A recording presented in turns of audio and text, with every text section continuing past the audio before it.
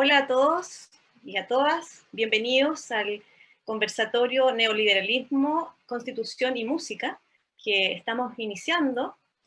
eh, y tenemos bastantes, algunos ya personas que se están conectando de a poquitito, así que esperamos que podamos tener una buena interacción también a través del chat en esta jornada. Mi nombre es Lorena Valdebenito, soy directora de la carrera de Pedagogía en Música de la Universidad Alberto Hurtado, y tenemos en esta oportunidad un grupo de expositores con los cuales vamos a compartir sobre este tema tan interesante, ¿cierto? Esta tridimensión en este tema tan importante que es la nueva Constitución, pero también eh, esta problemática sobre el neoliberalismo y cómo la música se inserta, ¿cierto?, dentro de todo este esquema que tenemos en nuestra sociedad. Entonces voy a presentarle a nuestros invitados. En primer término, Daniela Fugli, que es la directora del Instituto de Música de la Universidad de Hurtado, desde la musicología, ¿cierto?, nos va a aportar diferentes temáticas para este conversatorio. También tenemos a Diego Mate, que es el director de Centro de Extensión Artística y Cultural, Universidad de Chile, que nos acompaña también, desde el área, ¿cierto?, de la gestión cultural, y recién nos acaba de decir que también es abogado, por lo tanto también hay un elemento ahí bien interesante en su trayectoria. Valeria Valle también nos acompaña desde el ámbito de la composición. Valeria es compositora, ¿cierto? También es docente, ¿cierto?, académica de nuestro Instituto de Música, y también es directora del colectivo Resonancia Femenina, que es una tremenda iniciativa que ha tenido a través del tiempo para visibilizar, ¿cierto?, todo lo que ha sido las prácticas creativas desde las mujeres en la música. Y por último también tenemos a Rolando Ángel Alvarado, que también es académico del Instituto de Música del Alberto Hurtado, quien desde el ámbito, desde la pedagogía, desde la educación, ¿cierto?, musical, va a poder también aportar en este conversatorio. Bueno, en primer lugar voy a comentarles cómo va a ser un poco la dinámica. Entonces vamos a escuchar una exposición bien breve, digamos, de unos 5 a 7 minutos por cada uno de los expositores, y luego de eso, ¿cierto?, vamos a tener una conversación, un debate, ¿cierto?, de las temáticas que aparezcan a raíz, ¿cierto?, de estas exposiciones. Entonces dejo con ustedes a Daniela. Muchas gracias, Lorena, por la presentación. También agradezco mucho la invitación a este conversatorio que fue organizado por Rolando, en colaboración con Lorena, por supuesto, que accedió amablemente a coordinar esta actividad. También agradezco mucho a los colegas que nos acompañan. Yo, como bien decía Lorena, voy a hablar desde mi perspectiva como académica y musicóloga. Como complemento, yo estudié en Alemania, y en Alemania también estudié gestión cultural. Ese fue un 25% de mi carrera, entonces puede que lo que yo vaya a decir a continuación una que otra vez compare con el fomento a la cultura y a la música específicamente que se da en Alemania, simplemente porque ahí es donde yo estudié gestión cultural y es donde conozco como otra forma de cómo podrían funcionar las cosas. Bueno, para iniciar mi breve exposición, tenemos que constatar que en la Constitución actual chilena no se aborda el quehacer musical específicamente. Sí se consigna la libertad de crear y difundir las artes, así como también el derecho de autor y el derecho de propiedad, que se puede extrapolar a la propiedad artística. Esto, si bien es bastante escueto, sí de esto se puede inducir que se está privilegiando o protegiendo a través de la Constitución la creación de individuos, y se garantizan los derechos de estos individuos en cuanto a derechos de autor y propiedad. No existe en nuestra actual Constitución algo que proteja, digamos, la idea de que el Estado deba ser un impulsor activo de iniciativas orientadas a desarrollar determinadas áreas de la cultura. Para profundizar eso, uno puede revisar la legislación cultural chilena, y en este caso la ley que en mi opinión o en mi visión sería la más importante es la ley que creó el Fondo para el Fomento de la Música Nacional, la ley 19.928, promulgada el año 2004. a través de esta ley se crea todo un fondo de financiamiento para la música organizado en torno al sistema de fondos concursables, que es lo que todos conocemos como el FONDART. También la misma ley fue la que creó el Consejo de Fomento de la Música, que entre otras cosas fue el que determinó el concepto de música nacional, diciendo que sería toda la música creada, interpretada o ejecutada por chilenos, una definición que también ha condicionado o dirigido de alguna forma los debates, por ejemplo, en torno a la presencia de la música en la radio, el porcentaje de música chilena. Y por otra parte, este consejo entrega el premio Presidente de la República, o sea, premio a la música Presidente de la República, y gestiona el premio del concurso de composición Luis Satis. Con todo esto tenemos que la lógica es la de los fondos concursables, y por ende, y de los premios, y por ende también de los proyectos, que uno podría traducir como productos.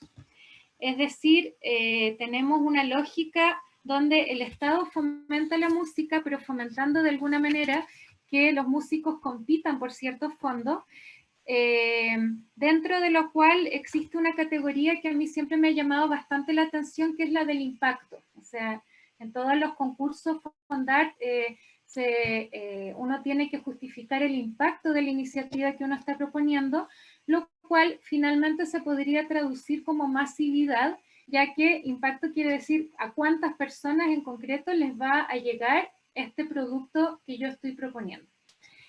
¿Qué pasa? La lógica neoliberal nos ha llevado a esta idea del concurso, del proyecto con resultante, un producto individual, y también de la masividad. Pero la verdad, lo que nos distingue culturalmente a los países unos de otros casi nunca es masivo. Si la masividad fuera el criterio, tendríamos que todos los países del mundo neoliberal tienen la misma cultura. En todos ellos la gente toma café en Starbucks, come en McDonald's, va a trabajar en una empresa transnacional, va de compras al retail y mira Netflix en su casa en la tarde. Justamente lo que nos distingue a los países unos de otros son esas pinceladas que constituyen nuestra identidad, esos momentos donde hay cosas que son vehículos de memoria y de patrimonio. ¿Cómo podría esto verse en una nueva constitución? Por supuesto, es una pregunta bastante amplia y podríamos hablar muchos días sobre eso, pero si una nueva constitución garantizara que Chile fuera un Estado social, y con esto estoy pensando en un país como Alemania, que se define a sí mismo en su constitución como Estado social, no estoy pensando en países del mundo socialista, sino en un país bastante capitalista, digamos. En un país que se define desde el Estado social existe la lógica de la solidaridad y la distribución de recursos. Los impuestos a quienes más ganan son mucho mayores y las áreas que producen más ganancia también aportan al desarrollo de otras áreas que no funcionan con la lógica del negocio y del producir dinero finalmente. En el caso de Chile, si una nueva constitución le fuera a dar lugar a la música, sería ideal que esta constitución se comprometiera a proteger la música en todas sus formas. Por ejemplo, docta de raíz folclórica y popular para usar las categorías del Fondo de la Música, y que definiera también a Chile desde su música como un país multicultural. Y nuevamente inspirándome en Alemania, creo que ayudaría mucho que se asegurara desde la Constitución una protección a nivel central y una regional y comunal, ya que todas las regiones del país tienen distintas manifestaciones musicales, tienen distintos énfasis en distintas cosas, y no tiene mucho sentido que las mismas iniciativas valgan para todo el país como si fuera un país homogéneo, que claramente no lo es.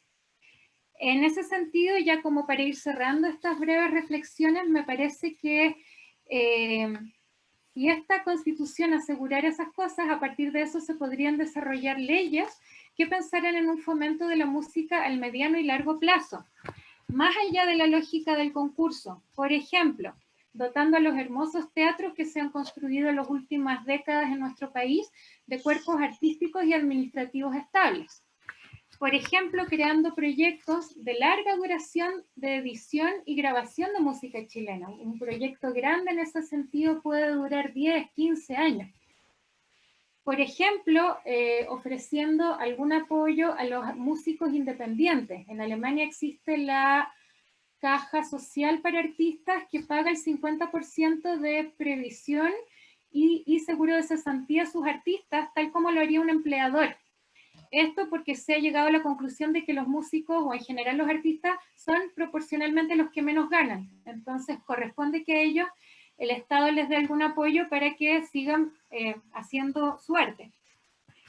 Para terminar, lo último que quisiera recordar es que ayudar a la cultura o fomentar la cultura no es algo simplemente altruista, algo que hay que hacer porque es como bonito. A mí me extraña que en un país con una lógica tan neoliberal como el nuestro no se haya entendido aún que la cultura incluso atrae a los negocios. Eso es algo que han sabido entender las potencias europeas, por ejemplo, y lo dicen como tal.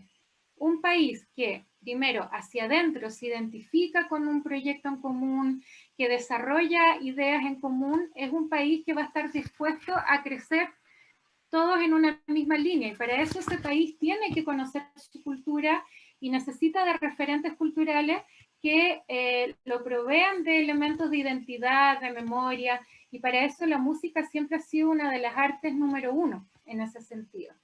Por otra parte, un país que tiene una fuerte identificación cultural es un país que hacia afuera fomenta la curiosidad, el conocimiento de su historia, incluso llega a una conexión de estatus y una conexión a nivel emocional en sus relaciones internacionales con otros países.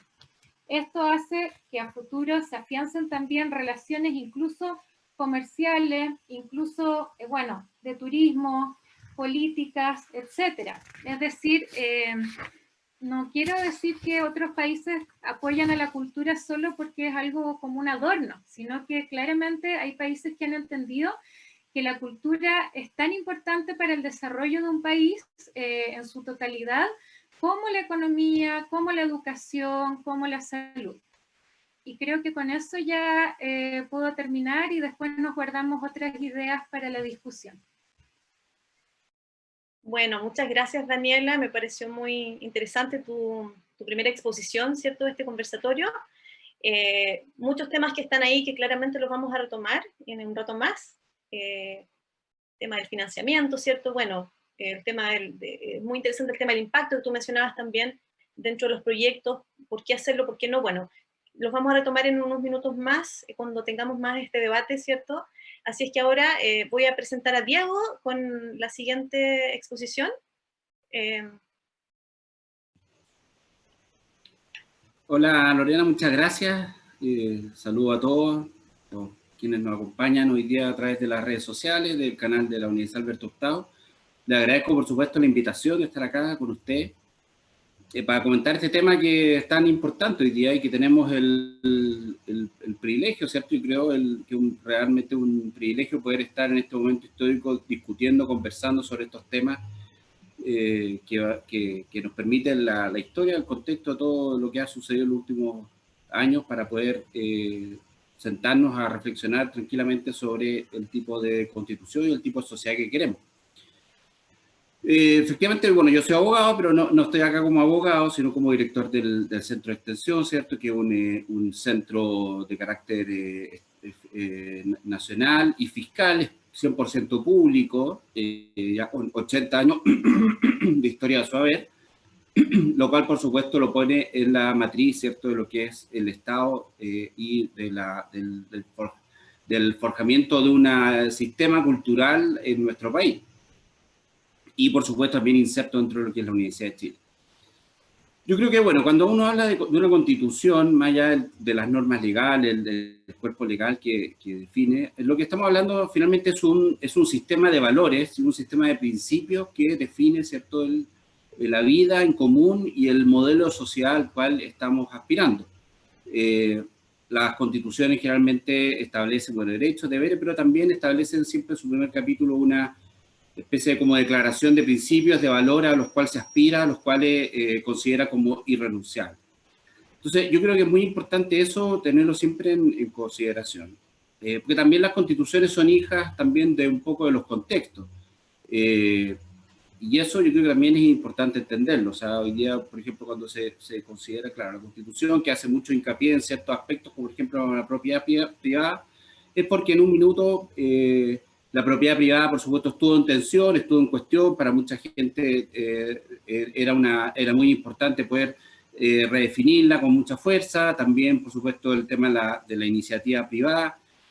Entonces también eso de alguna forma es una respuesta a ese momento. Hay que recordar que nuestra Constitución de todo también se inserta de un proceso histórico que es de la Guerra Fría, en que habían dos visiones muy potentes contrapuestas en el mundo y que había una tensión que era evidente. Lo otro que también yo creo que es importante considerar es mirar el tema del desarrollo de las artes clásicas, de la música clásica, las artes escénicas, el ballet, el canto, etcétera, en un contexto un poco histórico más amplio, ¿cierto? Hay que pensar de que la historia, los grandes compositores, el desarrollo de la música en general, claro, no ha dependido de una constitución o de una norma.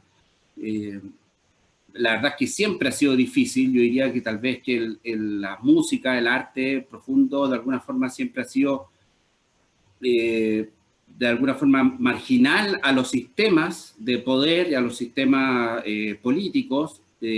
Ha debido adecuarse con el tiempo para ir subsistiendo. Por ejemplo, el rol que antiguamente cumplía la iglesia, ¿cierto? Con los encargos que se hicieron, no sé, por ejemplo, a Mozart, todos los encargos que se hacían a través de la iglesia. Hoy día eso, por supuesto, ya no es así, pero fueron formas de ir adaptándose para ir sobreviviendo, para poder darle, canalizando, ¿cierto?, todos estos esfuerzos. Las orquestas, los coros religiosos, la formación de músicos también, ¿cierto?, de artistas, tenía otra dinámica completamente distinta a la que conocemos hoy día. Entonces ha habido un cambio, una evolución, pero yo diría que lo más importante es que, yo creo que algo que hay que siempre celebrar es que nunca la música ha dependido del poder político, de los sistemas políticos. O sea, ha sobrevivido, o sea, se sobrepone, pese a todas las circunstancias que a veces son muy adversas, siempre han logrado sobrevivir. Y sí, claro, uno mira de gran parte de la música que se escribió, no sé, durante el romanticismo, por ejemplo, en que básicamente Europa estaba dominada por los reinados, los imperios, sistemas de gobierno político en base al absolutismo, a la idea de un rey, de una corte. Igual hubo un desarrollo tremendo musical. Entonces yo creo que considerando el neoliberalismo que se expresa en la actual Constitución, yo diría que uno lo puede entender como una etapa dentro de lo que es la historia de la evolución política, cultural de un país. Entonces por eso yo creo que es importante, porque lo que uno tiene que pensar es que en Chile ha existido una tradición musical, de creación muy importante, muy contundente, y esa tradición, en el fondo, lo que nosotros tenemos que asegurar es que continúe creciendo, continúe desarrollándose, profundizándose, y que como país vayamos también poder ir, ¿cómo se llama esto?, conociéndola y poniéndola en valor. A lo mismo que toda la tradición latinoamericana, que es muy importante, y yo creo que también los últimos años nos ha permitido ir reconociéndonos en ella de forma mucho más potente. Como decía, la Constitución refleja finalmente un modelo económico y un modelo valórico. O sea, lo que hace la Constitución es que recoge un modelo de valores y un modelo de la economía que se quiere desarrollar en base a eso, lo cual construye también formas de vida. En ese contexto, ¿cierto?, el modelo neoliberal es un modelo que privilegia, ¿cierto?, la propiedad privada, propicia, ¿cierto?, el esfuerzo privado, versus, ¿cierto?, un poco tal vez la debilitación de lo que fue el rol del Estado como congregador y generador de una mirada en lo público mucho más potente. Entonces yo creo que ahí hay un tema que nosotros tenemos que, y el ámbito de la música y todo, apuntar para cuando estamos hablando y pensando en una constitución. ¿Cómo se inserta el quehacer de la música, el quehacer artístico, dentro de la conformación de un nuevo sistema de valores y sistema de modelo de comunidad? Yo siempre, bueno, tal vez en ese sentido a veces difiero un poco, muchas veces de algunas, porque yo creo que tenemos que ser un poquito más ambiciosos en ese sentido, perdón, y pensar en no solamente en poder consagrar, ¿cierto?, el derecho a la música, el derecho al arte, sino que también las artes hoy día, el medio artístico hoy día también poder participar y opinar de forma muy contundente sobre cuál es el sistema de valores y cuál es el sistema de comunidad que nosotros queremos que se reconozca dentro de la nueva Constitución. Y ahí, por supuesto, está el rol del Estado, está el rol de los privados, porque la verdad es que se ha dicho, la actividad artística, ¿cierto? No es una actividad que uno pueda calificar como actividad primordial dentro de la economía, en el sentido de que la asignación de recursos que uno le puede hacer no tiene una retribución directa ni rentable de forma directa. O sea, no existe, yo creo, no sé si alguien pensará, no creo que exista en el mundo alguien que piense que una orquesta, por ejemplo, sinfónica, puede ser económicamente rentable. Eso no está puesto en la mesa en ningún lugar. Es algo que sencillamente no tiene lógica. O un coro, o sea, o una compañía de danza, ¿cierto? Son lugares que, por así decirlo, son esfuerzos que hacen los países en poder solventar estos espacios porque se supone que tienen la creencia de que producen bienes mayores. También así la educación del mundo artístico es un tema, yo creo que hoy día también es muy crucial y que debe también mirarse en el nuevo sistema que debiéramos de pensar. Yo creo que Chile tuvo yo creo que un sistema de formación en que lo artístico estaba muy altamente valorado, y eso nos generó, bueno, en concreto, por ejemplo, tener 2 premios Nobel, ¿cierto? Grandes artistas en Chile, la verdad es que la lista es interminable, yo creo que hubo una época realmente de oro. Y no es que diga que hoy día no lo hay, pero hoy día la verdad es que es muy cuesta arriba ser artista, porque primero el tema de educarse, sobrevivir a la etapa de educación, es muy difícil, porque hay un sistema de vida que atenta naturalmente contra eso. O sea, el sistema de vida por ejemplo, de todo, o sea, de lo que implica mantenerse, lo que implica tener que pagar los costos de vida.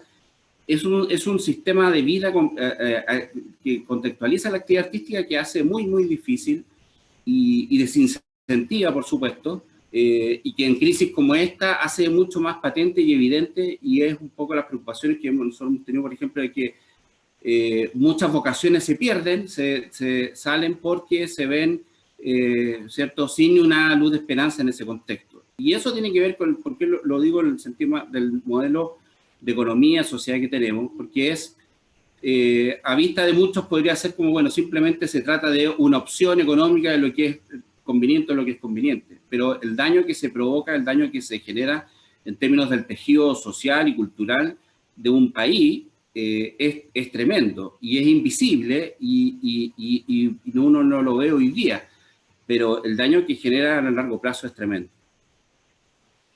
Hay otras cosas que yo creo que, por ejemplo, sí, hoy día... Perdona que te interrumpa, pero sí. como mi función es moderar, igual, tal vez sería como para ir cerrando un poco tu presentación. Sí, lo último es decir que yo creo que hay cosas que son importantes, por ejemplo, el tema de la interculturalidad. Por ejemplo, la música es parte de un sistema de vida, ¿cierto? Es parte de una representación de la identidad de las comunidades, y eso, por ejemplo, yo creo que va a ser muy importante que se reconozca. El valor de lo público, ¿cierto? El valor, ¿cierto?, de la educación. Yo creo que ahí también nosotros tenemos que entrar con fuerza para poder considerar eso. Y lo último es que yo creo que también hoy día, yo creo que algo muy, muy positivo es que nos permite también valorar y poner en perspectiva un montón de cosas y elementos que han sido, la verdad, que dejados de lado por muchos años. O sea, por ejemplo, el caso de las compositoras mujeres, o por ejemplo, el caso, no sé, pues países como Estados Unidos, por ejemplo, todo el tema del racismo, cómo ha impactado en que muchos talentos de gente afrodescendiente simplemente fue negado el acceso al sistema de las artes. El caso de las mujeres también ha sido así. Y eso yo creo que son oportunidades que hoy día se abren y que hay que tener presente para poder ir poniéndolas en el debate. Muchas gracias, Diego. Muy interesante todas estas comentarios, ¿cierto? Y percepciones que tú tienes respecto, ¿cierto? De todo lo que es este ámbito de la nueva Constitución y también lo que ya tenemos en relación, ¿cierto? A los valores culturales, cómo podemos ir pensando también en incluir, como dices tú, estas nuevas problemáticas que se nos presentan, como la interculturalidad, por ejemplo, que tú mencionabas, el valor de lo público, ¿verdad? La educación, que ya la vamos a también a lo mejor a profundizar un poco más con Rolando en nuestra última intervención. Así es que ahora les presento a Valeria Valle, que ya la había presentado al inicio, pero nuevamente, ¿cierto? Desde el ámbito, ¿cierto?, de la composición femenina, que también conversaba recién Diego.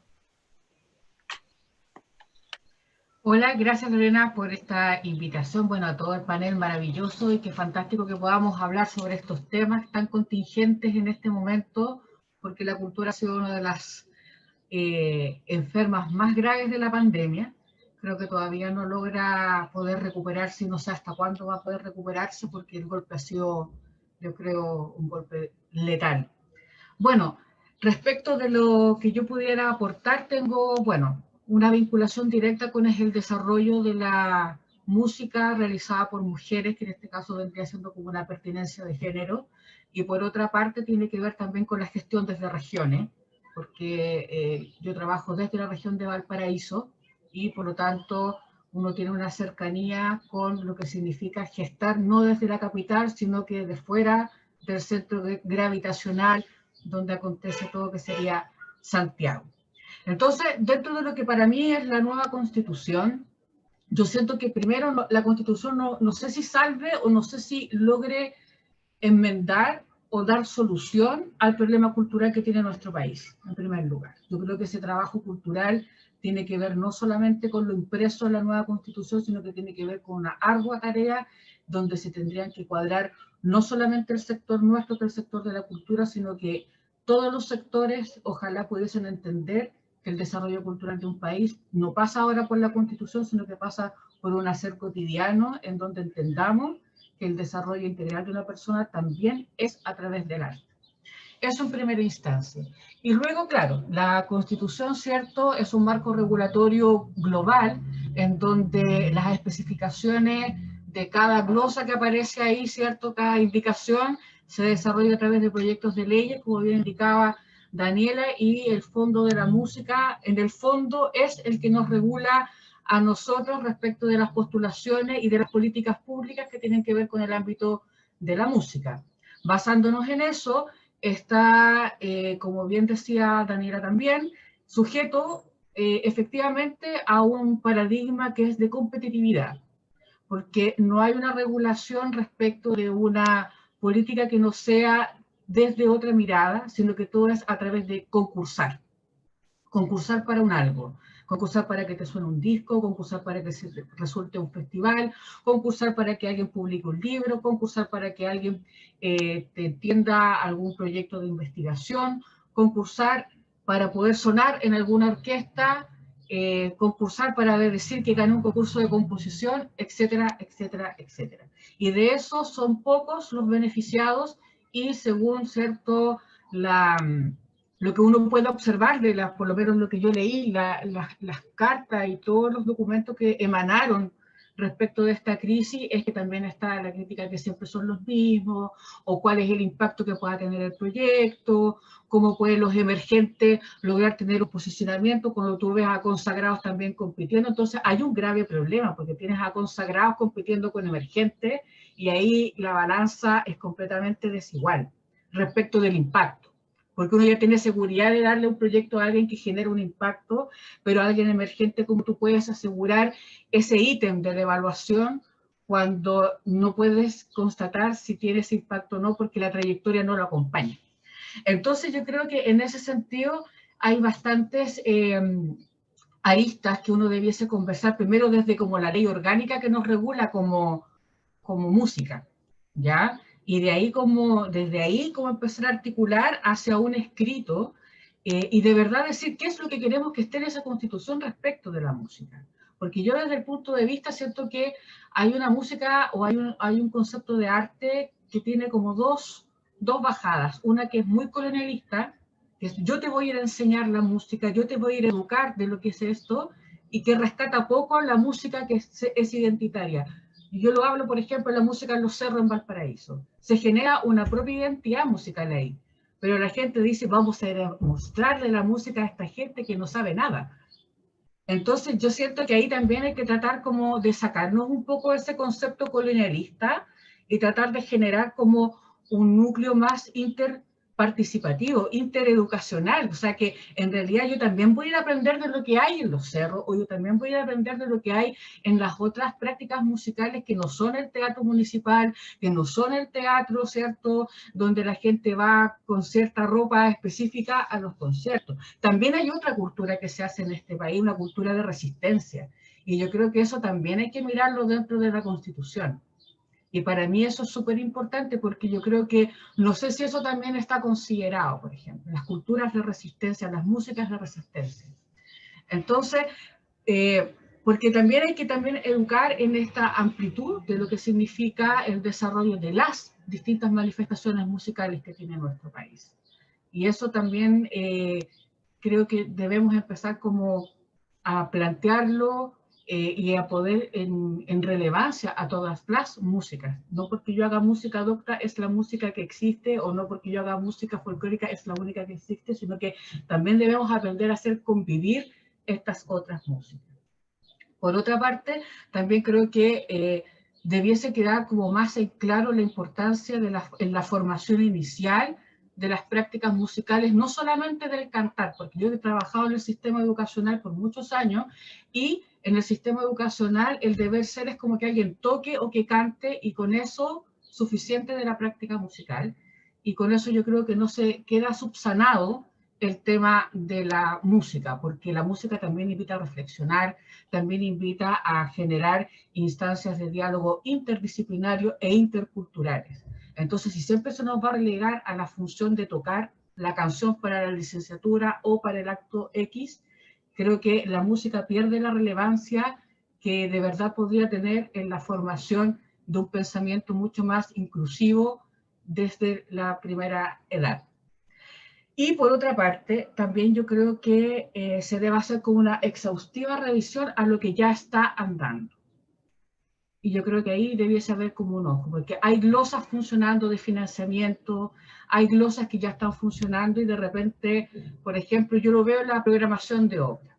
Para que a un compositor o compositora se le toque una obra en una orquesta, tiene que concursar y es muy difícil. Entonces, ¿de qué manera garantizamos cuando decimos la creación artística que sí está en la Constitución? Y tú dices, ya, la creación artística está, pero ¿cómo la garantizamos? Incluso la ley no la garantiza, ni las glosas tampoco me la garantizan. Y todo es a través de un concurso donde se establece esta cosa competitiva, haces un tremendo esfuerzo, hacer una obra para orquesta y al final queda ahí en un papel bonito o en tu programa de editor de partitura en tu computador. Entonces yo siento que ahí falta una política que de verdad distribuya o permita, garantice en el fondo que se toquen músicas nacionales. Y no se están tocando músicas nacionales. Y yo creo que ahí hay un debe. Realmente creo que tenemos un debe con la propia música. Hay números maravillosos, pero también estamos dándonos vuelta como en el mismo repertorio que ya está follado porque necesitamos audiencia, porque nos persiguen los números.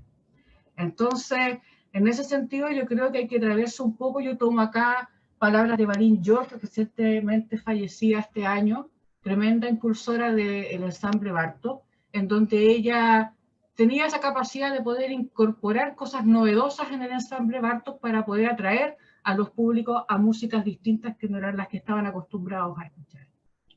Y finalmente quisiera cerrar porque yo he estado participando en distintos conversatorios y en distintas instancias de discusión sobre las materias que tienen que ver con las economías o la industria musical chilena, la economía creativa. Y yo creo que hay un círculo que yo, de todas las cosas que he ido asistiendo, son 5 I. Yo digo la antena 5I de la música, que tiene que ver con identidad, industria, internacionalización, inversión e ingresos. yo creo que este circuito de cosas tiene que ver primero cuál es la música que nosotros vamos a ver, qué es la identidad, con qué me identifico, cuál es lo que es el producto que yo voy a sacar.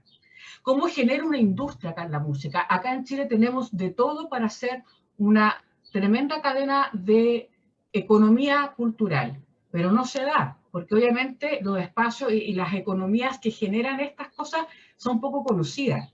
Pero, por ejemplo, si tú pones a la gente afuera del Festival de Viña, tienes desde la persona que te vende el cintillo que dice Chayán, hasta la persona que está estacionando el auto generando una economía, hasta la persona que pagó la entrada VIP que está al frente de Chayán en la Quinta Vergara. Entonces, en el fondo, es cómo podemos trasladar estos mecanismos económicos a todas las otras manifestaciones musicales que no son el Festival de Viña, que son un festival más, digamos, de provincia. ¿Cómo generamos que el turismo se active? ¿Cómo generamos que toda esta cadena, mientras nosotros no visibilicemos que esto sí es real o que sí podemos generar economías en torno a este tipo de actividades, poco se nos va a considerar del aporte real que podemos ser? La internacionalización también es algo que casi depende solamente del artista y poca ayuda hay como real, por ejemplo, una plataforma desde el Estado que sea, digamos, rotativa con una programación actual. Tenemos un canal de televisión, por ejemplo, que debiese activar este tipo de incentivos. Y lo otro, nos toca igual invertir en nuestros proyectos artísticos, pero también cuando uno genera los proyectos de fondos de cultura y no te, o sea, eres favorecido, la ganancia que tú puedes desarrollar no te permite activar, digamos, como te dice, casi como la parábola en la Biblia. Si yo te di 7 céntimos, ¿qué hiciste con eso? No hice nada, solamente lo gasté en mi proyecto. Pero ¿por qué es que no puedo cobrar? Porque el proyecto no me deja cobrar esto, no puedo vender esto, no puedo. Entonces el proyecto finalmente es solamente para la gestación, pero no puedes invertir en nada más, no puedes sacar transmedia, no puedes sacar nada más. Se te acota el mundo. Entonces yo creo que ahí debiese generarse una economía circular. Yo te paso 7 millones, tenéis que sacar 7 millones de vuelta. O sea, en el fondo, generar que la gente aprenda a hacer economía con su arte. Y yo creo que para mí eso es algo que se tiene que educar. Se tiene que educar y también se tiene que permitir, cosa que no sucede en este momento. Y eso es por lo pronto que yo podría aportar desde mi experiencia que he ido trabajando hasta el día de hoy. Muchas gracias, Valeria, por todos tus comentarios, y también creo que hay mucho de tu experiencia justamente en estos temas de las evaluaciones ahí, en esta... La calle. La calle, probablemente sí. Eso, muy bien. Y bueno, tenemos ahora la última intervención de este conversatorio, Rolando, desde el ámbito, ¿cierto?, de la educación, que ha sido comentado a lo mejor por algunos de nosotros hasta ahora, y que es el momento, digamos, para poder tomar esa posta, digamos, de la educación, que es muy interesante. Sí, muy buenas tardes, gracias por el espacio. Y bueno, yo quisiera partir hablando de que para mí, al menos, hay al menos 3 condiciones sistemáticas que dan forma al neoliberalismo y que tienen un impacto en lo que concierne a la educación. Y no solamente me refiero a Chile, me refiero a neoliberalismo en términos generales a nivel internacional. Uno es que hay un desmantelamiento del espacio social. Y a eso no me refiero entre la pugna entre lo privado y lo público, entre las instituciones, sino que me refiero a cuestiones cotidianas de que muchas veces la ciudadanía, la vecindad, las personas individuales deben cubrir gastos que podrían perfectamente subsidiarse a través de lo público, pero se asumen a través de cuentas individuales esos gastos. Y eso tiene que ver con la educación, y eso tiene que ver con educación musical. Y lo podemos ver desde un punto de vista súper concreto. La FOGI, por ejemplo, es una institucionalidad en que las personas están allí sin mediar costos, que tienen un acceso gratuito. Pero hay pruebas, como comentaban mis compañeras recién, hay que pasar una serie de pruebas, cumplir una serie de requisitos. Por lo tanto, no es algo que esté necesariamente abierto a toda la comunidad. Y más aún si pensamos que internacionalmente el sistema de orquestas infanto-juveniles tiene poco impacto porque en realidad no alcanza a ser más allá del 3% de la población juvenil. Significa que se está invirtiendo mucho dinero en un sistema que al final tiene poca cobertura. Y eso es súper neoliberalista. Esa manera de ver es súper neoliberal. Y da cuenta de esas condiciones de ese desmantelamiento en el sentido de que las actividades educativo-musicales que tienen gran cobertura, como son las clases en las escuelas, no tienen instrumentos, no tienen incluso aulas de música para impartirse las clases. Y en muchas ocasiones las clases se terminan impartiendo en el patio, en el casino, en la librería. Y para qué decir, el Estado cuenta con instrumentos o cuenta con los materiales. Entonces, el espacio donde la democratización de la educación musical se puede lograr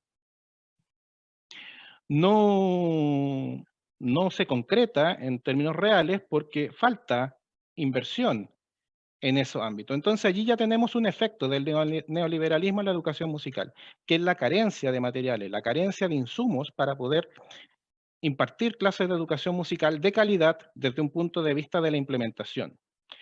Bueno, esa poca inversión en educación musical a nivel general, transversal, a través de las escuelas, da cuenta también de una infravaloración a la educación musical y como bien la comentan ya, la han comentado anteriormente, da cuenta también de un poco interés que hay a nivel de Estado y a nivel de sociedad, porque esto no es solamente el Estado, a nivel de sociedad, de la actividad musical, que muchas veces se infravalora y en varias ocasiones ni siquiera se considera un trabajo. Se reduce a un hobby, se reduce a una actividad de esparcimiento y como bien decía Valeria, también en las instituciones como que se toma prácticamente como una actividad ornamental. Y eso da cuenta de una infravaloración a la actividad musical porque puede potenciar un montón de otras cuestiones. Y yo ahí no me meto con neurociencia, con ese tipo de argumentos, sino que voy a cosas súper real, súper cotidianas, que tienen que ver con la construcción de la identidad. O sea, ¿qué música me gusta y qué música te gusta a ti? ¿Cómo la compartimos? ¿Por qué te gusta? Tener esos diálogos sociomusicales enriquecen en lo que concierne a la construcción de la identidad. Pero en un ambiente en que se infravalora la práctica musical de sentido transversal, es un efecto del neoliberalismo, porque básicamente no se está reconociendo que la actividad musical puede ser una actividad remunerada, una actividad de pago.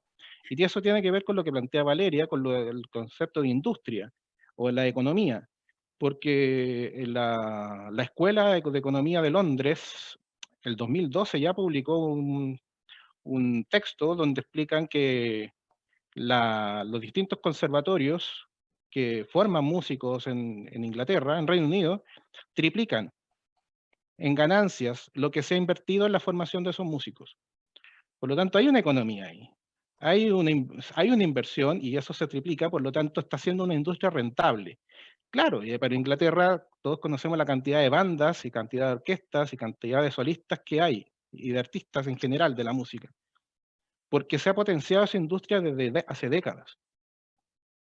Bueno, otro tema tiene que ver con la cultura de la estandarización, que afecta un montón en la educación, ya sea con estas pruebas de diagnóstico, con estas pruebas que tienen que ver con la formación inicial docente, el CIMSE, y esa es la formación docente también está el portafolio, la evaluación docente, y esas cosas también chocan.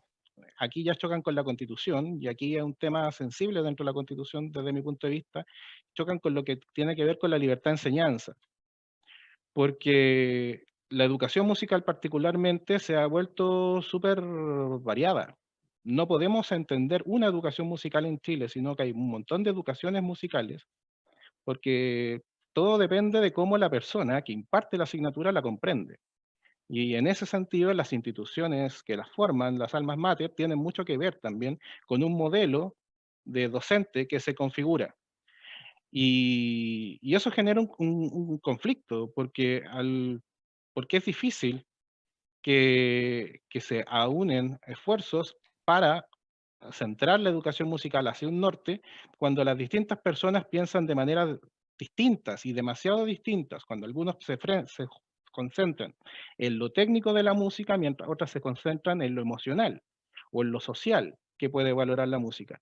Y en ese diálogo se van a generar tensiones y que hasta el momento no están llevando a nada bueno, porque en estricto rigor se están cada vez más fragmentando en las distintas organizaciones, las distintas instituciones, y se están rompiendo alianzas. Y eso se puede ver con los colectivos, con los distintos gremios que se han emprendido desde la educación musical, que cada vez hay más distancia entre una y otra. Y por último, que esto tiene que ver también con la libertad de enseñanza, de que como no hay una columna vertebral en que converjan las distintas institucionalidades y las distintas agencias en general, sean institucionales o personales, aparece también un interés institucional y un individualismo de las personas. Y eso tiene que ver con la competencia, que comentaban recién también. Porque hay una competencia ahí en el sentido de adjudicarse fondos por los fondos de la música. Hay unas competencias también por conseguir un mejor posicionamiento en la carrera docente. Y también hay un posicionamiento que puede ser un tanto burdo, pero con esa mentalidad también de que la educación musical es un ornamento en las escuelas y que hay docentes que se lo creen, hay una competitividad a ver quién presenta el mejor acto. Y eso nos da cuenta de un individualismo que lo podemos pensar a nivel macro, institucional, pero también lo podemos pensar en el micro, en la persona, en el ser humano. Y esos efectos del neoliberalismo yo creo que hay que cambiarlos.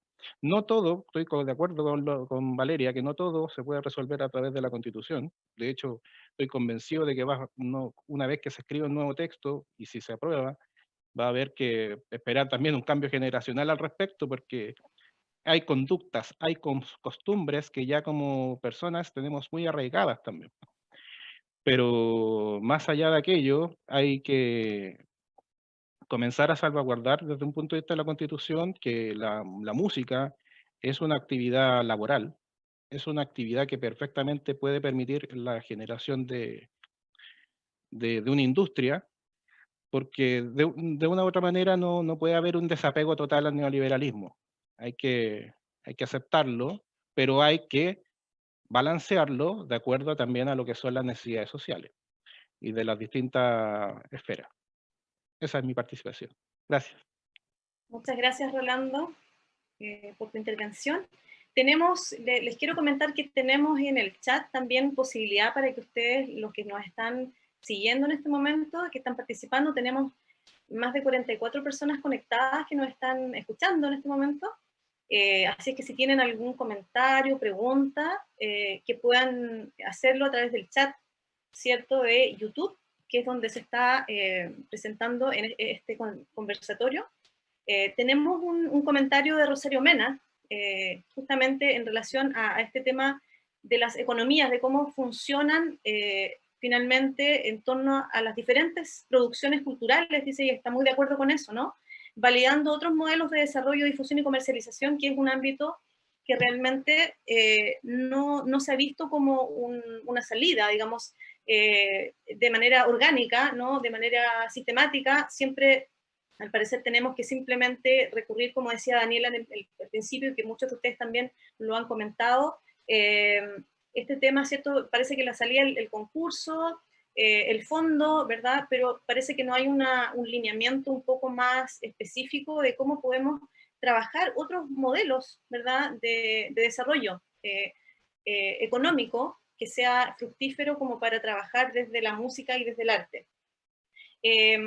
Creo que hemos encontrado ya una especie de puntos en común, yo creo hasta aquí, en relación a, por ejemplo, lo que podría ser una crisis de la cultura, diría yo, que es algo más amplio, que está detrás, ¿cierto? Que está, o a lo mejor está siendo el fundamento de cómo nos salen las prácticas finalmente musicales y culturales en Chile, ¿verdad?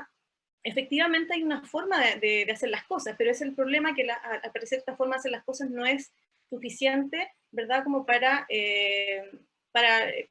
lograr esos apoyos que se necesitan, lograr esas autonomías que se necesitan, o esos soportes, ¿verdad?, económicos. Daniel hablaba también de este problema de lo laboral, ¿verdad? Una escasa apoyo en lo laboral, en músicos. Tú hablabas de esta comparación en Alemania. Nosotros creo que estamos muy lejos de ese modelo, ¿verdad?, en el cual no contamos, por ejemplo, con un espacio que sea, que nos entregue, digamos, estabilidad laboral a tantos ámbitos de la música. Estamos hablando desde las orquestas, o sea, todo lo que tiene que ver con la música, que es un ámbito solamente de la cultura, ¿cierto? Que es lo que nosotros estamos tratando ahora, pero que claro, siempre está como al debe. También otro de los aspectos que creo que es interesante a lo mejor y que lo hemos tomado como un diagnóstico y que también lo señalaba Diego, ¿verdad? Es como hasta qué punto, ¿verdad? Los contextos de la Constitución en que fue creada, ¿verdad? Ya parece que no responden al modelo que queremos nosotros tener y que ya sabemos que no ha funcionado, digamos, como país, y por lo tanto parece que necesitamos cambiar, pero al mismo tiempo se produce una paradoja porque, bueno, Diego nos señala que al parecer nunca no había una relación directa entre constitución o normas políticas o normativas, digamos, y la música. Entonces la pregunta que nos queda ahí es como, ¿realmente necesitamos un apoyo directo del Estado, ¿cierto? Mayor participación del Estado en digamos, en este nuevo modelo que queremos tener en relación a la participación de la cultura, porque por una parte tenemos, ¿cierto?, lo que es el derecho a la cultura, ¿cierto?, que claramente podría estar en la Constitución, pero luego está el acceso a la cultura, ¿verdad?, que es otra problemática que también se trataba de alguna forma, y claro, eso parece que no se ve como un concepto tan orgánico, ¿no? De que funcione de esa forma, y por supuesto también están todos estos modelos que se requieren como para ir trabajando de manera, digamos, en la praxis, ¿no? Porque realmente la Constitución, como decía Valeria, probablemente no va a resolver muchos de los temas que son mucho más del día a día. Entonces quisiera preguntarle a ustedes, bueno, si alguien tiene algo que comentar respecto de esto que estamos hablando ahora, porque ya estamos entrando un poco en la materia, digamos. Sabemos, digamos, que como decía Daniela, en la Constitución no tenemos nada que tenga que ver con la música directamente, y ese es un poco el desafío, ¿cierto?, de cómo pensarlo. Así que, bueno, quisiera preguntarle desde sus ámbitos más específicos, a lo mejor a Daniela, ¿cuál ha sido tu relación desde la investigación, que es la musicología finalmente, en relación a justamente el tema de la música, el tema de la cultura, de cómo tal vez tú has tenido a lo mejor que ser también gestora de alguna forma para tus propios proyectos, y cómo ves tú el panorama en relación también a las musicólogas en Chile? Uy, son súper buenas preguntas, Lorena, te las agradezco. En torno a todo lo que estábamos hablando, yo también recordé algo que se me olvidó decir, que es como el cliché del musicólogo histórico, así que no puedo no decirlo, que es recordar la famosa ley 6.696, la ley proclamada por Pedro Aguirre Cerda en 1940, que determinó la creación del Instituto de Extensión Musical. Esa era una ley que sacaba su presupuesto de un porcentaje muy pequeño, creo que era el 3% de los impuestos al cine, que ya el año 40 era una industria muy lucrativa en Chile. Iniciativa del visionario Domingo Santa Cruz, que también era abogado y compositor, académico, aunque con estudios académicos era más bien abogado. Y bueno, la verdad es que yo, teniendo mis diferencias con el personaje histórico, sí creo que eso fue muy visionario, porque él en el fondo era alguien que yo creo que tenía algo que a muchos de los que trabajamos en el ámbito de la música nos falta, que es que él, por su procedencia cultural, sabía ir a hablar con las aristocracias de su época, en nuestro caso las élites económicas, y sabía explicarles en un lenguaje que esas élites entendían la necesidad y la pertinencia de sus ideas. En este caso logró que con este porcentaje pequeñito que recibía el Estado de los impuestos al cine, se financiara la primera orquesta profesional del país, que es la Orquesta Sinfónica, que, como dijo Diego, tiene 80 años, porque bueno, es desde que se promulgó esa ley que se pudo crear la Sinfónica, el Ballet Nacional Chileno, el coro de la Universidad de Chile, y todas las otras cosas que siguieron haciendo, los festivales de música chilena, premios por obra que se entregaba a los compositores, que no era un concurso, el compositor llevaba su partitura, un comité evaluaba, y si encontraba que la obra era buena, se le entregaba el dinero. Ese era el premio, no era un premio con la lógica de hoy en día. Entonces han habido antecedentes históricos en nuestro país de que se podría efectivamente asegurar un presupuesto estable para que algunos proyectos tuvieran una continuidad a largo plazo. Y si vemos lo que es el SEAC hoy en día, solo podemos decir que la idea fue buena, porque desde que se creó esta orquesta han empezado a haber muchas otras, ¿verdad? Y bueno, de alguna manera este proyecto que podría haber seguido creciendo hacia la regionalización quedó truncado post 1973, donde ese fondo, de alguna manera, la ley de facto se derogó, no quedó muy claro bien cómo fue, pero ese presupuesto digamos, no siguió existiendo, pero era un sistema que ya existía en nuestro país. ¿Y por qué digo que Domingo Santa Cruz sabía dialogar con las élites? Porque él tenía súper claro que gracias a tener esta orquesta, eso le daba un determinado prestigio a Chile. Él fue un excelente diplomata internacional, llegó a ser miembro del Consejo de la Música en París, ¿verdad? Viajó muchísimo a Estados Unidos.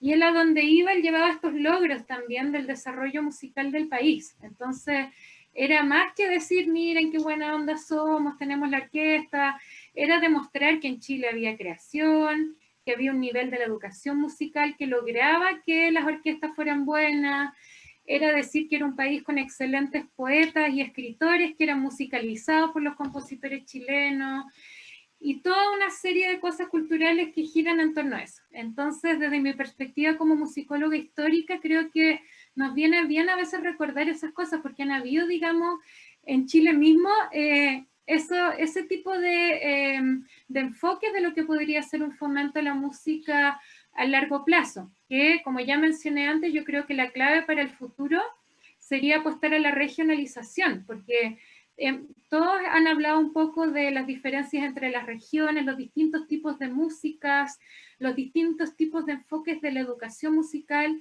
Entonces, si hay una distribución solidaria de recursos de partida, porque sabemos que hay regiones más ricas y regiones más pobres, pero si hay una lógica de distribución solidaria de los recursos, quisiera que todas las regiones tuvieran fondos decentes, digamos, para la cultura. Cada región podría poner ahí el foco en las cosas que sean más importantes para esa región. Ahí yo nuevamente pienso en el caso de Alemania, donde existe el concurso, hay un concurso para instrumentos musicales, ya de niños hasta los 17 años.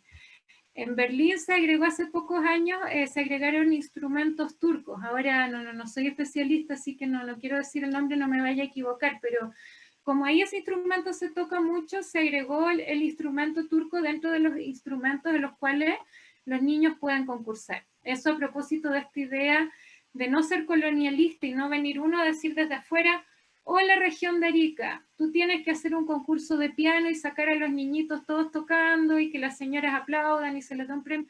No, que Arica vea, digamos, en qué quieren ellos, digamos, poner el foco de acuerdo a las particularidades de esa ciudad en cuanto a su cultura, y así a nivel comunal, pero también regional.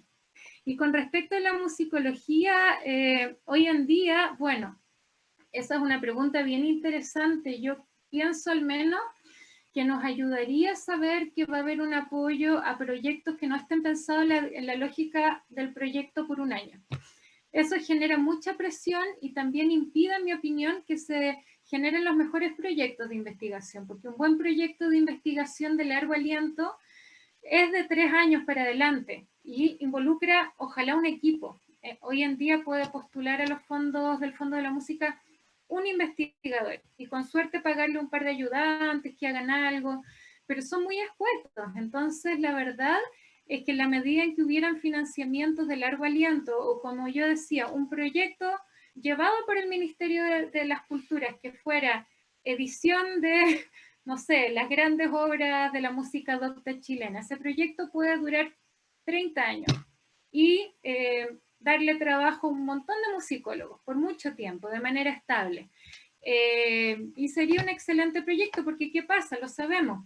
Las orquestas juveniles infantiles, las orquestas profesionales, todos cuando quieren tocar música chilena se enfrentan a muchos problemas porque no hay material, nunca se editó, hay que ir al archivo de música que ahora está súper difícil entrar a ver si uno rescata una partitura.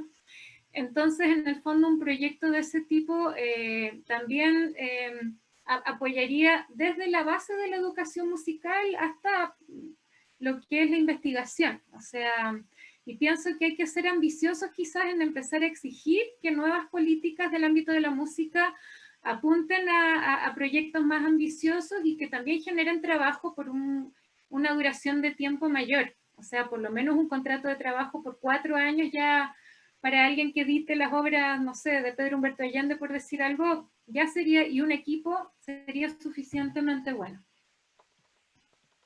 Excelente, muchas gracias Daniela por todos esos comentarios, y claro, son ideas súper interesantes que, claro, hoy no están y que claramente podríamos pensar como de otra forma. Esto, por ejemplo, los proyectos de largo aliento, no es como nosotros lo entendemos. Los FONDESIP, por ejemplo, que son otras instancias de proyectos para la musicología y también para la ciencia en general, tienen ese tipo, ¿cierto?, claro, una visión un poco más amplia de los proyectos, pero no siempre se piensan de esa forma, y claro, ahí toca un poco esta problemática, ¿cierto?, de no contar con el tiempo suficiente y obviamente la calidad de los proyectos. Este tema también de la hegemonía cultural, que también ha sido trabajado como un tópico, yo creo, de todos nosotros. Valeria también lo comentaba, esta idea de que son las músicas, que son las culturas, no es solo la música. Entonces tenemos aquí una pregunta en el chat, que a lo mejor alguno de ustedes pudiera contestar. No sé si Valeria a lo mejor podría contestar esta pregunta. Pregunta, bueno, aquí no dice el nombre, dice Patagonia Austral. Qué bonito que alguien esté preguntando desde la Patagonia. Habría que partir preguntando qué lugar ocupa la música en el desarrollo de las personas y de la sociedad. Yo creo que no es una pregunta para nada, ¿cierto? Es una pregunta muy profunda.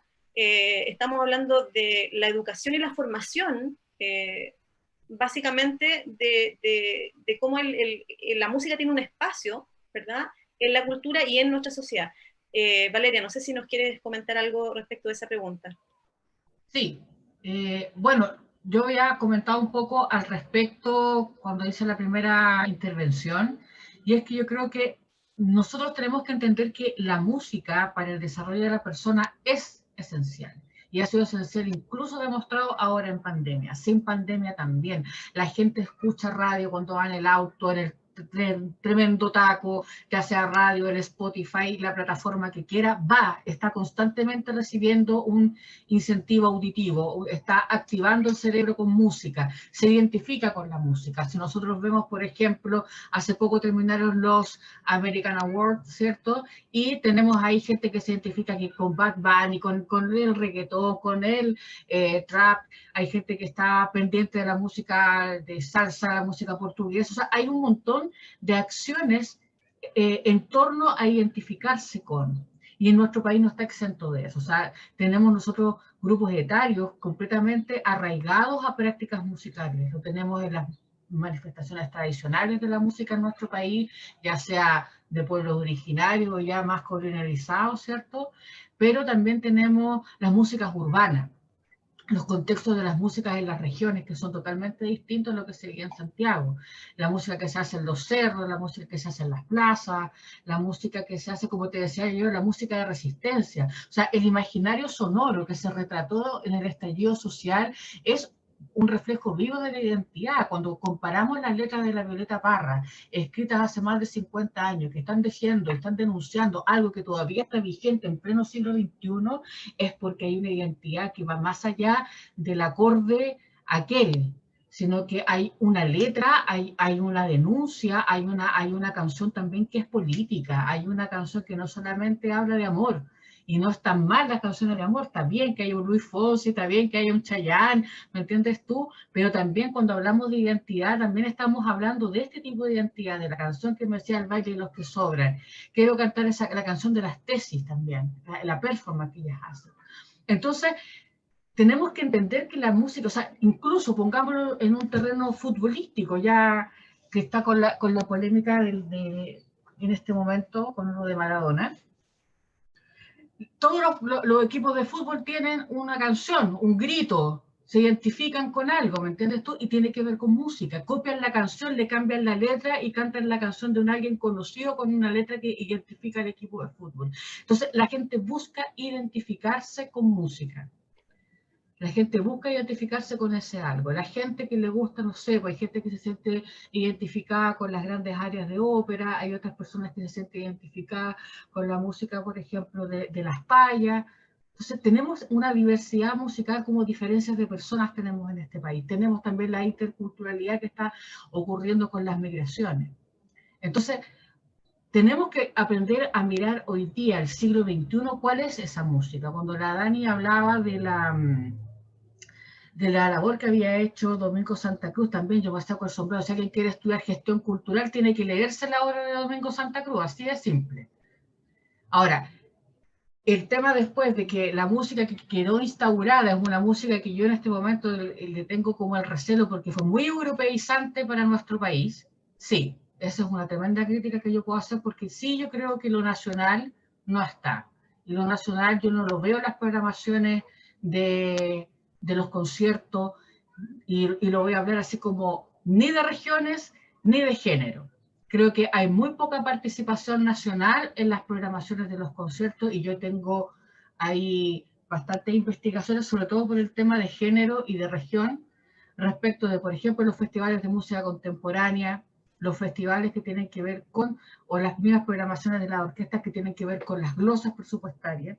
Entonces, ¿dónde está la atención ahí? ¿Dónde está cuando hablamos de esta propiciar espacios para el desarrollo de la música nacional? Tenemos un 20% que suena en las radios, pero la música docta, por ejemplo, no es algo que vaya a sonar mucho en las radios. Se le agradece a la radio Beethoven que tiene programas como el de José Brustil, que desarrollan programas donde hay música nacional ahí sonando, pero es uno entre cuántos. O ponen siempre lo mismo en las músicas y son las radios más, digamos, y ahí está esta cosa importante que quiero dejar en claro, no son los medios formales los que están dando el asentamiento de una nueva constitución o de una nueva mirada de la cultura. Son las radios que son la radio del Cerro, la radio que tiene que ver con las comunitarias, las radios independientes, las radios que están solo online, que están realizando el trabajo que no están haciendo las otras emisoras o las otras, digamos, incluso el canal nacional que tenemos nosotros en este país. Entonces, claro que hay una deuda histórica con el desarrollo de la música en Chile. Basta con, como te digo, revisar la programación. ¿Qué es lo que está sonando? ¿Qué es lo que se está entregando a los medios? ¿Cuáles son las programaciones de digamos, de los programas? ¿Dónde está esa música? Los comerciales, ¿tienen música nacional o no? Los jingles, incluso, por ejemplo, incluso si hablamos de economía, ojalá que las creadoras o compositores de este país tuvieran la oportunidad de generar un jingle que le genere ingresos por derecho a autor solamente. ¿Me entiendes tú? Ya con eso por lo menos podrían tener un añito, 2 años con ingresos, porque el jingle, mientras más lo toquen, aunque sean 3 o 4 segundos, 30 segundos, ya con eso genera ingresos. Entonces, siento que falta una capacidad económica de ver esto de otra manera, de sacarnos una mirada, o sea, de creer que la cultura no solamente, aparte de la identidad y aparte de sentirnos representadas, sino que, y representados, tiene que ver con también que somos un foco económico, así como, por ejemplo, el turismo, la gente que va al cerro, ¿qué es lo que escucha? ¿Con qué se alimentan? Con que va alguien, un músico, a tocar algo ahí, y ese músico, las condiciones son precarias en las que está actuando. Es la propina o un brebaje que le pueda dar el cantinero del local, y eso... Y él está aportando porque la gente va, porque está comiendo mientras escucha una música, oye, mira, esto es de Valparaíso, acá, pero la persona que está tocando no tiene esa seguridad económica. Entonces, para mí ahí hay que empezar como a abrir la mirada y a entrar a picar profundamente en nuestra cultura como sociedad. Eso. Gracias, Valeria. Tenemos varios comentarios en el chat que me gustaría ir leyéndolos también y unas preguntas. Pero voy a dejar esbozada una pregunta para Diego antes de leer. Digamos, justamente retomando este tema de la música chilena y esta deuda que tenemos, quería preguntarte, Diego, ¿cómo opera la curatoría, digamos, en este centro que tú estás dirigiendo? para el tema de la música chilena, y al mismo tiempo sabemos de que hace algún tiempo ya comenzó a haber un sistema de mediación que lo que hace es básicamente hacer, yo no sé si funciona en el centro también de extensión, pero esta mediación, educación y mediación para las audiencias, digamos, que es también un área bien interesante que sé que las tienen los museos, pero también preguntarte un poco si también se contempla ese ámbito que es tan interesante también de poder desarrollar, me imagino, con un centro de extensión. Mientras piensas en esa pregunta, en cómo podemos contestarla, voy a leer algunos, digamos, algunos comentarios. Tenemos, voy a dejar un comentario que tiene que ver con la educación de Felipe Zamorano, efectivamente a lo mejor para que Rolando lo responda, que creo que podría venir súper bien. Entonces, bueno, tengo a Freddy Chávez, que dice, ¿verdad? El neoliberalismo es una ideología que no posee una moral. Entonces es una pregunta, ¿no? ¿Cuánto de esta amoralidad ha sido instalada en las instituciones y a su vez en los sujetos de estas? Bueno, claramente hemos estado justamente reflexionando sobre cómo el neoliberalismo está presente en cada una de las estructuras, ¿verdad? Que tenemos en la sociedad, entre ellos la cultura, la música, y cómo finalmente hemos tenido que convivir de alguna forma, y eso de la cuestión moral o amoral, claramente la podemos a lo mejor hacer un diálogo justamente con la cuestión económica, ¿verdad? Con la competitividad, con las formas que tenemos las únicas formas por las cuales es posible, ¿cierto?, avanzar en los temas culturales, pero que claramente no son, digamos, vías totalmente claras en las cuales podemos transitar, ¿verdad?, justamente porque hay muchas problemáticas en relación a los temas laborales, ¿verdad?, a los temas de inclusión, entre otras cosas. Fabián San Martín pregunta también, o más bien hay un comentario, ¿cierto? Dice, hola, también está el tema de la distribución de los recursos en cada uno de los eventos que suceden en región. Existe demasiada diferencia entre lo que se le paga a los músicos famosos versus los locales. Claro, claramente ahí hay una distinción, ¿verdad?, que tiene que ver justamente con cómo se valora estos artistas que ya están consolidados versus a lo mejor los que son menos conocidos, que están recién incursionando, como también, obviamente, el tema de lo local versus lo podríamos decir, claro, lo que es de Santiago, podríamos decir que es como un poco la cultura hegemónica, ¿no? Y también en las temporadas, agregas Fabián San Martín, en las temporadas de verano o en el caso de festivales específicos, los presupuestos de cultura se los llevan poquitos artistas. Bueno, son reflexiones que se hacen, ¿cierto?, desde el chat. Y también tenemos otro comentario de María Carolina López, quien nos comenta, también necesitamos que exista fiscalización para que se cumplan las garantías expresadas en la Constitución. Diego, no sé si quieres hablarnos algo de esa pregunta que te había hecho yo hace un ratito. Sí.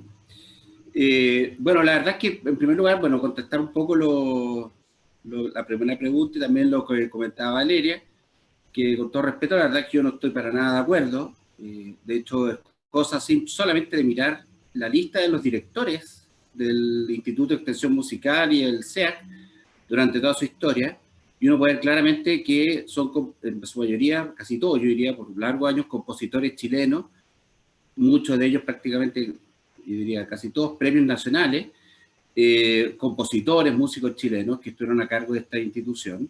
Y eso obviamente que es consecuente con lo que ha hecho el SEAC durante toda su trayectoria. Yo diría que tal vez, no quiero exagerar, pero un 80 o 90% de la música sinfónica chilena ha sido estrenada por la Orquesta Sinfónica Nacional y también música coral para música coral sinfónica.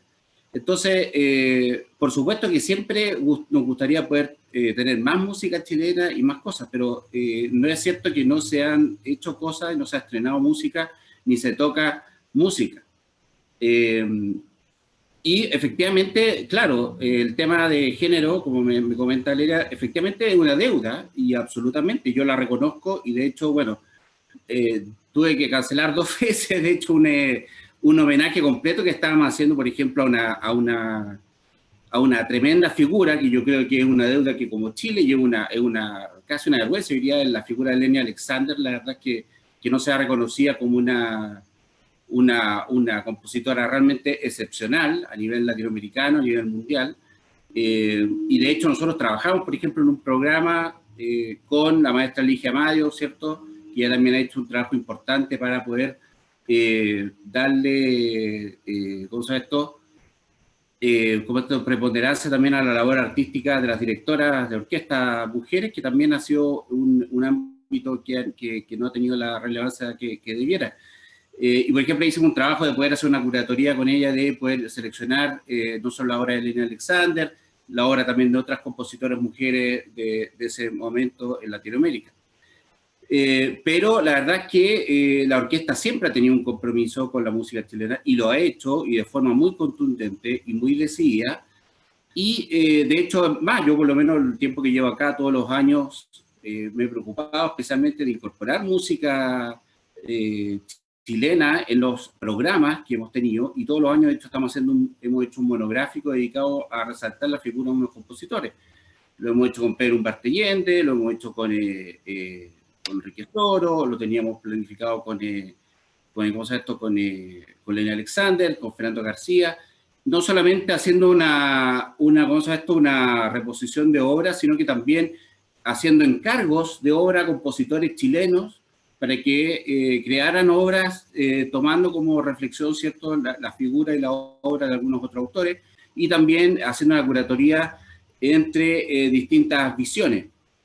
Entonces, la verdad es que en ese sentido hay un trabajo importante que es contundente. Ahora, la verdad es que efectivamente sí, hay una deuda, hay un montón de música que no ha sido ni siquiera estrenada en Chile, música chilena. Y yo creo que eso es una deuda que la verdad es que como país tenemos como sociedad, porque yo creo que lo que decía Daniela es una realidad. Al momento, por ejemplo, de querer tocar cierta música, hay un trabajo de investigación previo que debe hacerse. Hay mucha música que, por ejemplo, que se escribió en distintas versiones y no se sabe en definitiva cuál es la versión final.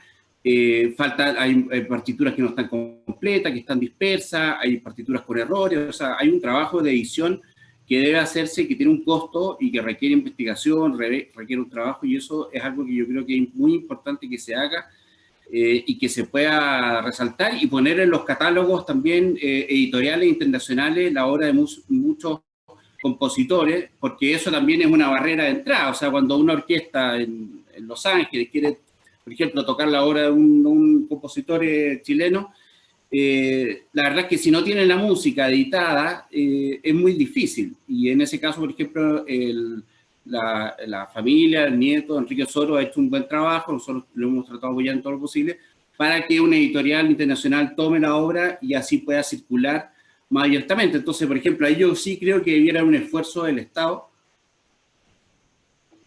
en poder resaltar y destacar la figura de la música de compositores chilenos nacionales. Pero bueno, y sobre la dinámica de programar en nuestras temporadas, la temporada oficial, la verdad es que nosotros, bueno, y esto también fue algo parte de la visión que tuvo Domingo Santa Cruz, y que la verdad es que la creación del Instituto de Extensión Musical de la Orquesta fue una pelea, fue una lucha bastante larga, fue casi como una película, una teleserie, muy, muy dura. Pedro Aguirre Cerda, de hecho, vetó la ley y tuvo que el Senado insistir, porque se discutía precisamente dónde debía quedar ubicada y de quién debía depender la orquesta. Porque había este grupo, que era este grupo, ¿cierto?, que se llamaba la Defensa de la Raza, y todo, que consideraba que la orquesta tenía que estar al servicio, ¿cierto?, de una idea de identidad nacional. Pero se considera que la Universidad de Chile era la que podía otorgar mejores garantías de autonomía en términos artísticos y de poder congeniar ambos intereses, porque obviamente que es importante la música nacional, pero también es muy importante poder tener acceso al gran repertorio internacional, que también es muy importante, es muy contundente, y que también inspira, por supuesto, a los grandes compositores nacionales. Y, y en términos de él también tuvo esa visión, que era por un lado asegurar la autonomía económica a través de este impuesto que comentaba Daniela, que después, efectivamente, en los 80, cuando se creó el Código Tributario, se derogaron todos los impuestos específicos, pero buscó siempre la autonomía económica de la orquesta, con una estabilidad financiera, y también la autonomía en términos artísticos. Y por eso existe la figura del director del SEAT, que en este caso está... yo en estos momentos ejerzo esa función, versus el director artístico de cada elenco, que la orquesta, por ejemplo, tiene su director artístico titular, que es elegido de forma muy democrática, ¿cierto?, por los propios elencos, que establece esa diferencia y permite ese diálogo entre lo que es una dirección artística y una dirección general. Que, por ejemplo, el municipal no existe, el director municipal es también el director artístico de todo el teatro. Y eso permite que, bueno, eso permite que la forma de programar sea equilibrada, en el sentido de que uno tiene que, yo tengo la responsabilidad de asegurar las condiciones de trabajo de los músicos y de los artistas, y también la viabilidad de la institución. Yo tengo que asegurar de que haya luz, de que se pueda pagar la cuenta de la luz. Pues también es importante decir que muchas veces uno asume ciertas cosas, pero todo es muy difícil, todo es difícil. O sea, mantener una orquesta, un teatro funcionando en buenas condiciones no es fácil, es muy difícil, realmente es difícil. Entonces, todas las cosas mínimas que uno pareciera como que están aseguradas, la verdad es que no lo están, y cada cosa tiene su esfuerzo. Entonces, por eso también es importante siempre poder hacer proyectos, ¿cierto?, que sean ambiciosos, pero también poder asegurar la continuidad de los elencos y que la gente reciba su sueldo a fin de mes. Pero en el caso de la programación, es el director artístico el que programa, él arma la programación, él recibe propuestas de distintas personas, de compositores nacionales se acercan, también por supuesto hay gente que quiere música contemporánea, músicos que hacen propuestas, también los solistas en el mismo caso, y él hace una propuesta que nosotros la trabajamos revisando, por ejemplo, todo el tema de hacer una estructura de costo, no sé, ustedes saben, tocar ciertas obras de autores contemporáneos puede costar hacer 2 funciones 3 millones de pesos, solamente los derechos.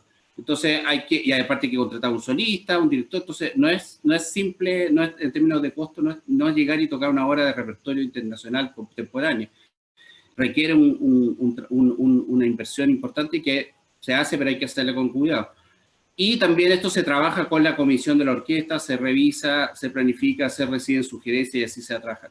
Y como le digo, yo por lo menos en los últimos años me he preocupado de que haya una presencia creciendo de autores nacionales, también de directores nacionales, de solistas internacionales, y a nivel latinoamericano, sudamericano también, que es muy importante también, yo creo que poder vincularnos. Y en términos de temporada también, o sea, la última temporada que no se pudo hacer, tenía muchas innovaciones en ese sentido, y bueno, que harán pero también, por ejemplo, el ciclo de piano, nosotros trabajamos solamente con pianistas nacionales o radicados acá, hemos hecho conciertos específicos de solamente compositores nacionales, pero obviamente que siempre es necesario hacer más, siempre es importante tener presente esto, y yo creo que efectivamente han habido muchas compositoras, por ejemplo, en términos de género, mujeres, que han quedado rezagadas, y yo creo que hay todavía un ámbito muy importante de estudio, de investigación, para poder resaltarlas, para poder ponerlas en circulación.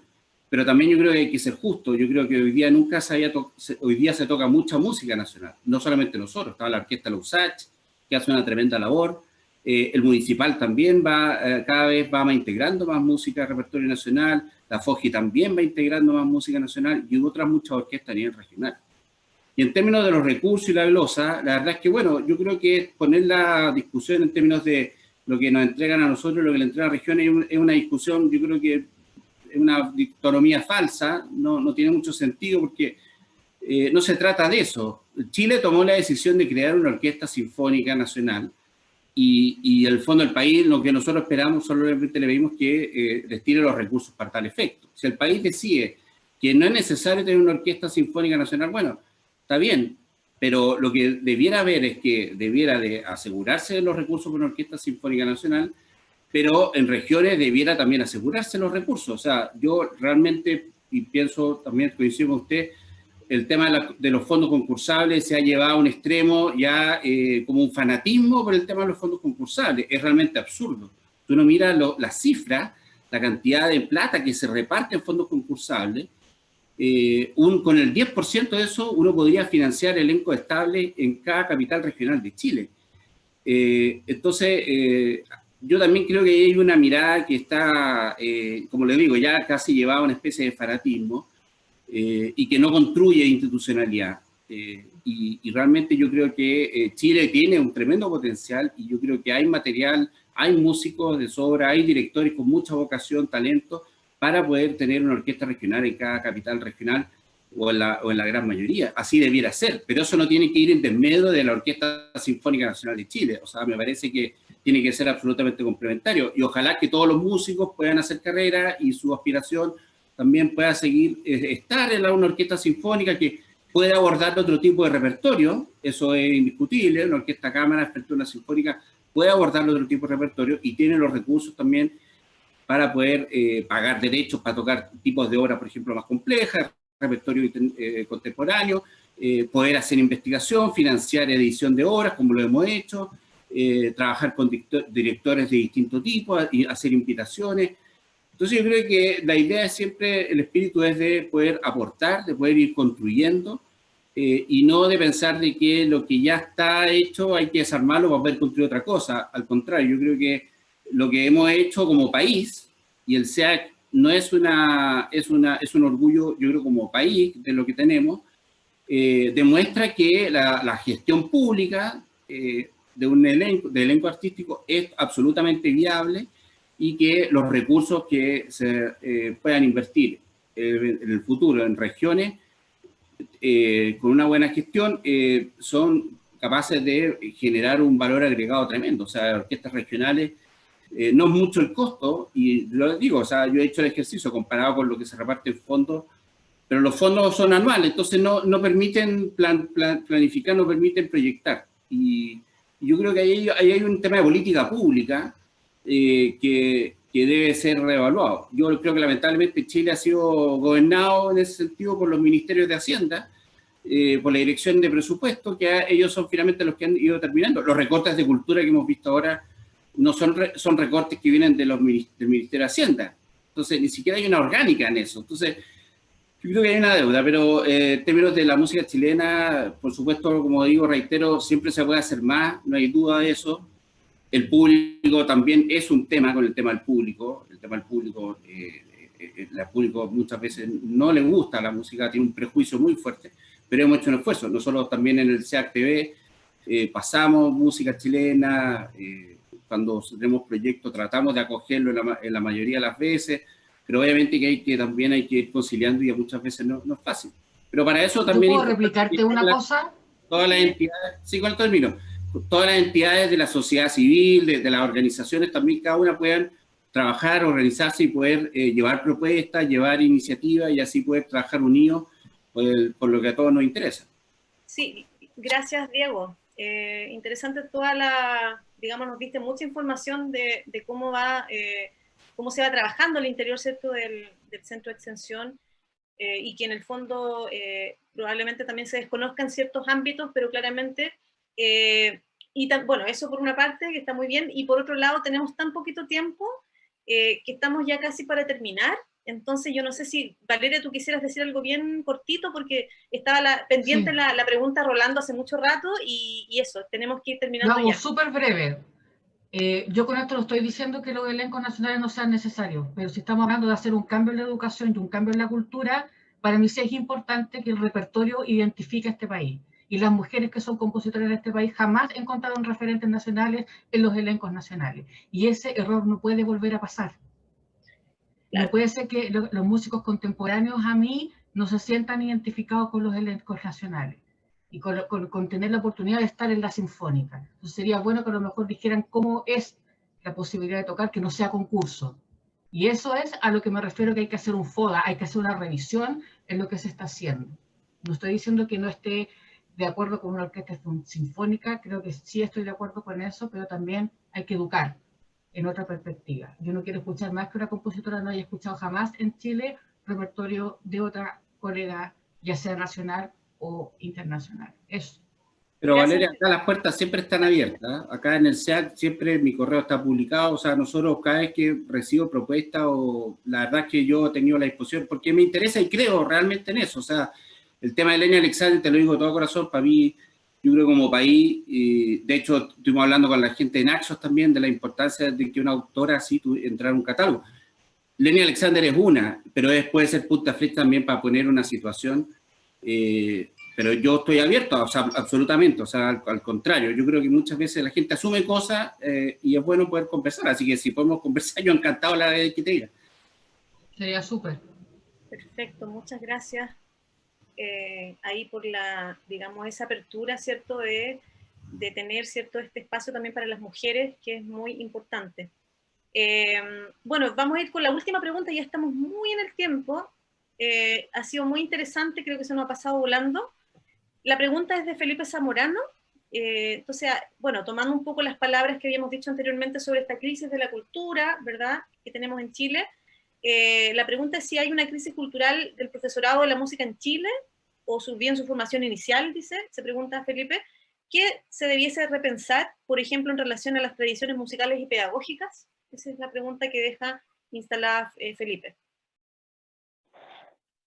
Sí, lo que hay que repensar, desde mi punto de vista, tiene que ver con, en algún momento Valeria habló de eso, con el colonialismo que se ha instalado en la música en general, más allá de que sea educación o no. Que, ojo, la música de Europa o la música mainstream no es necesariamente, no es algo malo, en estricto rigor. Lo que pasa es que invisibiliza nuestros propios patrimonios, y es ahí donde están los riesgos. Cuando comenzamos a invalidar o a invisibilizar nuestro capital sociomusical, porque socializamos a través de nuestros repertorios, allí está el peligro, porque empezamos a perder nuestra propia identidad. Y a esto no me refiero a identidad nacional o a identidad país, sino que me refiero a la identidad local, a la que es nuestro entorno inmediato. Y la educación muchas veces como que empieza a perder esa, y la música en general, como se puede ver en los medios de comunicación, que sobresale la música mainstream, o, o la discusión que tenían recién Diego con Valeria con respecto a los programas de concierto. También en mucho tiempo a mí me tocó participar en una orquesta infanto-juvenil, yo toqué solamente música europea, ahí hablo solamente de mi panorama, de mi realidad. Y ahí están los peligros, porque ¿qué pasa con nuestro patrimonio, con nuestro repertorio, con nuestras autoras, con nuestros autores, con la música que es de nuestra raíz, de nuestra localidad? Da lo mismo el estilo o la forma musical en que esa se exprese. Hay que revalorar las distintas formas musicales de nuestro país, y la educación tiene que acogerlas. Hoy en día también está esa tensión entre que esta es música y esta es mala música, esta es buena música y esta es mala música, pero ¿qué sentido tiene que haber en eso? Que ya después cada persona que escucha música tiene que crear su propio juicio de qué es lo que le gusta y qué es lo que no le gusta. O sea, al final todo el mundo tiene placeres culpables. Y cada quien tiene que construir su propia identidad con la música que le gusta por condiciones estéticas y la que le gusta porque le gusta simplemente. Aunque lo califique como placer culpable, pero cada persona tiene que tener la posibilidad de construir su identidad sociomusical en ese sentido, y no puede ser una figura docente la que te coarte diciendo qué es lo que es correcto que escuches y qué no. En ese sentido, yo, por ejemplo, el reggaetón se ha satanizado mucho. Yo no escucho reggaetón y yo no recomiendo el reggaetón en niveles de educación básica o preescolar, porque las connotaciones líricas claramente no son acordes a la edad. Pero quizás con enseñanza media podría trabajarse, se podría hacer alguna actividad de reflexión, se podría permitir o se podría utilizar ese tipo de repertorio, y desde un punto de vista neutro de la figura docente o esta clase invertida, que sea la figura, cada estudiante quien que construya su propio juicio en torno a esa lírica, en torno a ese tipo de música. Pero a veces caemos en esos pensamientos juiciosos que tratamos de imponer la palabra, tratamos de imponer la opinión, y ahí pierde sentido. Y eso tiene que ver también con lo que hablaba al principio, con la libertad de enseñanza, porque, ojo, en libertad de enseñanza, no libertad de aprendizaje. La figura docente decide qué enseñar. Y es la figura estudiantil quien se tiene que adaptar a lo que la figura docente dice. Y ahí, nuevamente perdimos el norte, porque las personas aprenden lo que quieren aprender. Porque muchos factores psicológicos influyen en el aprendizaje. Y por la fuerza las cosas no se aprenden. Yo tomaría eso, respondiendo a Felipe, tomaría como esas dos bases, el colonialismo, despojarse del colonialismo, en el sentido de buscar el equilibrio entre lo mainstream y los propios valores, y los propios patrimonios, y en lo que planteaba recién, que el respetar también la construcción individual de cada estudiante. Muchas gracias, Rolando, por esta última intervención. Voy a terminar solamente con un comentario de Daniel Román, que me parece ad hoc a esta última parte, justamente del coloquio, solo para terminar. No lo voy a poner como pregunta, lo voy a poner más como una afirmación a lo mejor. Dice él, un porcentaje altísimo de lo que suena en las radios es música internacional. ¿Por qué se le exige a la música docta algo distinto a la música popular? Se pregunta Román, ¿cierto? Y cuando es docta es colonial y cuando es reggaetón es expresión popular. Ahí voy a dejar un poco esa pregunta, que creo que tiene mucho que ver con lo que estábamos conversando en esta última parte de este conversatorio. Y bueno, agradecerles a cada uno de ustedes, a quienes se conectaron, agradecer también la presencia de Diego, de Valeria, de Daniela y de Rolando, quien también nos convocó de alguna forma a este conversatorio. Creo que fue bastante provechoso. Salieron muchas temáticas aquí que seguro que tenemos que seguir abordando porque no está absolutamente nada resuelto. Este tema, ¿cierto?, de la Constitución, música, el neoliberalismo. Así es que, bueno, los esperamos a lo mejor en un próximo conversatorio que podamos programar. Muchas gracias y que estén muy bien. Muchas gracias, Lorena.